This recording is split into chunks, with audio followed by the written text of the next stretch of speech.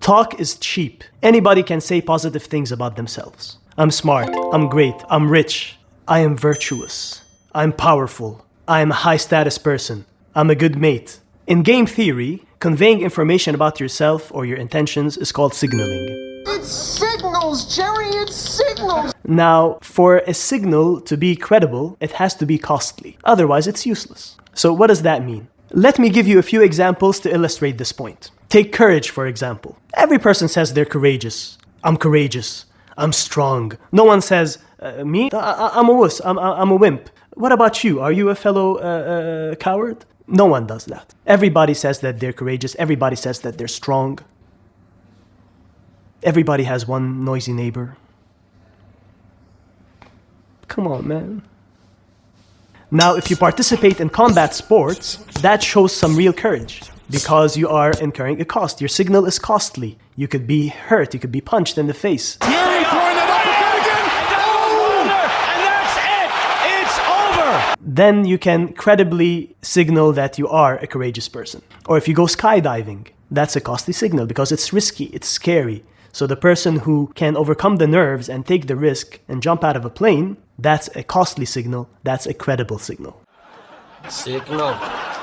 Now, I'm not suggesting that you should actually go and skydive. I'm not going to be held responsible. Don't go skydiving and say, oh, Professor Shades advised that if I do that, I can credibly say that I'm courageous. And then you jump out of the helicopter, and then your parachute doesn't open, and then you curse Professor Shades all the way down. Like, Professor Shades killed me. Don't do that, okay? All right, Bess, stop. It's just an example.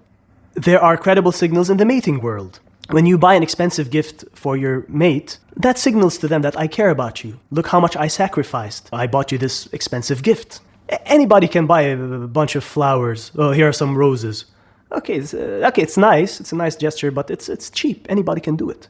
But if you buy an expensive gift, that is a costly signal. Signal. And then your mate is happier. Some think that, these women are materialistic, these gold diggers. Now I ain't saying she a gold digger. Sometimes they are. But sometimes they just want you to give them a credible signal that makes them feel that you cared enough about them to sacrifice your hard-earned cash to buy them a nice gift. So they're not necessarily happy because they are materialistic. They're happy that you gave them a credible signal of your love. Take advertising, for example. A company might pay $1 million for a Super Bowl ad. If you think about it, this is a credible signal. When you're watching the ad, at the back of your mind, you will think, this is probably a good company. For them to pay that much on an advertisement, they probably have a very good product. Let me simplify here. So let's use some numbers to clarify the point. Let's say the company paid $1 million for the Super Bowl ad. Now, if they're confident about their product and expect to sell 1 million units, then the advertising cost per unit sold is $1. So let's say they're selling the product at $100. An extra $1 cost doesn't really hurt and they can still make a profit. But now imagine their product is lousy and it will only sell 1,000 units. Then the advertising cost per unit sold is now $1,000, which is much more than what the product is selling at. So they're going to make a huge loss. So the company will only pay that much on an ad if they're confident that their product is good, that people will buy it. Those who buy it will buy it again and again. They will recommend it to friends and family. So that's why they would put their money where their mouth is. Look at warranties. Warranties are a costly signal. Any company can say, we have great products. Our products don't break down. They're solid. They're sturdy. Anyone can say that. Cheap signal. Take Hyundai, for example. A few decades ago, it was considered a lousy car. It was the butt of all jokes. People made fun of it. If they want to suggest that you're poor, they would say you're driving a Hyundai. Jay Leno once said that you can double the value of your Hyundai by filling it up with gas. Everyone was making fun of it. And rightly so, because it was a low-quality car. It wasn't reliable. The quality control was poor. Then the company turned it around. They invested in their facilities and in their engineering and quality control. And they started giving an unprecedented warranty of 10 years or 100,000 miles. So now people will say, oh my God, they must be really confident about their quality. Because if they're not, and if their product is still lousy, they would lose a lot of money with this extreme warranty term. So Hyundai put their money where their mouth is and signaled their high quality in a very costly and credible way. Let's look at apologies. Anyone can say they're sorry. Doesn't mean anything. Let's say you slapped someone. Then you can say, oh, sorry. Okay, so what? But imagine you say, look, I want you to slap me back. Please slap me back. I feel so bad for what I did. Please, you have to slap me back. I insist. Oh, no. Go ahead. I couldn't. Come on, do me a personal favor. Here, take it. Come on. Slap. That is a credible signal. You're allowing someone else to slap you in the face. It's a costly signal. Signal. Same thing with Ross when he upset Rachel. And to show her that he was really sorry, he was willing to drink the fat. No, okay. You were gonna drink the fat. What about signaling that you're rich? Remember, anyone can say that they're rich. It doesn't carry weight. You know how you can effectively signal that you have a lot of money or a lot of resources? You can do so by showing that you can waste a lot of resources. So what does that mean? Think of these rappers that drive by in the car and they throw $100 bills out the window. That is a credible signal that they have a lot of money. Because if they're poor, they cannot throw $100 bills. But for them to be able to waste that money is a credible signal that they have a lot. Like, look how much money he's throwing away. I'll make it rain all day long. And that other rapper is rolling the $100 bills and smoking them or lighting them on fire. That's a signal that they have a lot of money. That's also a credible signal of their stupidity. Damn, man, that was harsh. You can say that. If you're burning money and throwing it out of the window, you're stupid. I'll allow it. Thank you. Take the guy who spends $20,000 on some random painting. It's like he's telling the world, look how much money I have. I can waste $20,000 on some painting. And if you look at the painting, it's not anything special. Like a drunk monkey could have drawn it for all I know. He's paying that much to show that look how much money I have. Had that person spent the $20,000 on a Toyota, it wouldn't be the same. It's the same amount. But it doesn't have the same signaling power. Because spending $20,000 on a Toyota is a reasonable purchase. But spending it on that painting shows that you have way more money in the bank for you to be able to make that frivolous purchase. Related to that point is the concept of conspicuous consumption. It is when you purchase expensive items that are very visible, that people can see and know how expensive it is. So for example, a Ferrari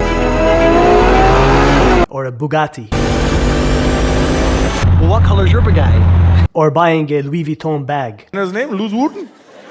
So you're displaying to the world, look at these expensive items that I have bought. So it signals to a potential mate, like, look how much resource and power and money I have. It also signals to competing mates, do you really want to compete with me with your Honda Civic? Come on, dude. Like, don't even try to approach this girl. I'm the alpha male in this setting. Don't even bother trying to go after that mate. You cannot compete with me. So that Bugatti signal attracts the mates and wards off competitors. So it's silly, like some people compete with how much money they're spending. This reminds me of that businessman in Moscow who was telling his friend that he bought the tie for $200. And his friend said, Vladimir, why you pay 200? You can go across street, one shop, same tie, $400. Now, some really rich people go in the opposite direction. They actively avoid status symbols. They gain status by mocking it. They engage in what is called parody consumption. I have seen a CEO of one of those large crypto companies go to a formal event wearing flip-flops. This guy is telling the world that I am so rich and so high status that I don't even have to try to impress you. I'm gonna put zero effort in trying to show that I have high status. Because it is so well known that I don't even have to do anything. I'm gonna show up to the event wearing freaking flip-flops. Now that is some gangster stuff. Let's look at college degrees. Let me ask you a question. Is a college degree really worth it? Some people argue that all the information that you learn at a college, you can learn online for free or for a fraction of the cost, which I believe is true. However, I would argue that it's still worth it because it's a credible signal to future employers. It shows that I am disciplined. Look, I'm juggling work and I did a master's degree as well. I can manage my time. I'm not lazy. I'm a hard worker. I'm willing to expend money and effort in order to gain knowledge and learn something that could further my career. If you have an engineering degree, even better. A lot of those top consulting firms love to hire engineers, even when the position is not technical.